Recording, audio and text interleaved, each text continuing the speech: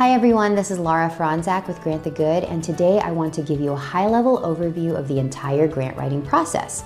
Some people focus just on submission, but I think that there are actually 3 distinct parts of the grant writing process that you should follow for every grant.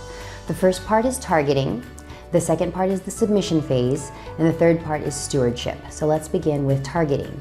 In targeting, you're going to be doing 2 things. The first thing is you're going to be identifying qualified grantors, which is actually prospect research. You're going to be doing prospect research and you're going to be doing prospect outreach. I think that it's so important for you to be able to call or email or have some kind of a conversation, some kind of communication with the grantor before you're submitting a full proposal. I get a lot of questions about this, and it's an entirely different video altogether, and I promise I'll do a video just for that. But just to be brief, in targeting, you're going to be doing prospect research and prospect outreach. And then you move on to the submission phase. In submission, this is where most grant writers spend the bulk of their time. When people think about grant writing, they're thinking about the submission phase primarily. And then in submission, you're going to be developing quality proposals. This is where you're writing and collecting information from your nonprofit and editing and editing and editing.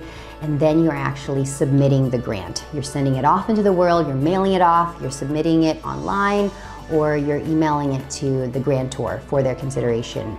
I think that it is so important to be able to, I know that it's obvious to be able to say that you're actually submitting the grant, but I think that a lot of grant writers, they can overthink things and they spend too much time writing and then they don't actually ever submit the grant that they're trying to submit.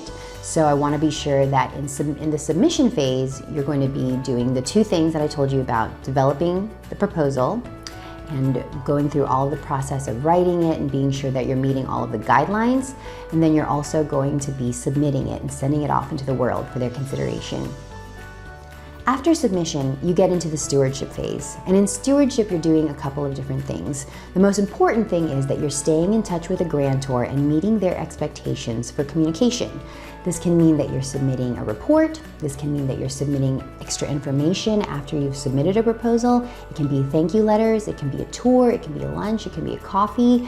It really just depends on their expectations, and it's your job to maintain those expectations because it does help you to win a grant again. And also part of stewardship is just being able to tee up your grant for that annual submission. Most grantors allow you to submit a grant every year or every couple of years, and the stewardship phase of the process is really important because you're able to maintain a connection to the grantor according to their expectations and be able to win a grant every year. So I just want to summarize the 3 parts of the process again, just to close out the video. The first part is targeting. The second part is submission, and the third is stewardship. You need to be able to walk through each step of this process for every grant project that you take on. Thanks for watching this video. If you thought that it was helpful, please give it a like and a thumbs up. And as always, please subscribe to the channel so you can get access to the next video as soon as it's available. Have a great day.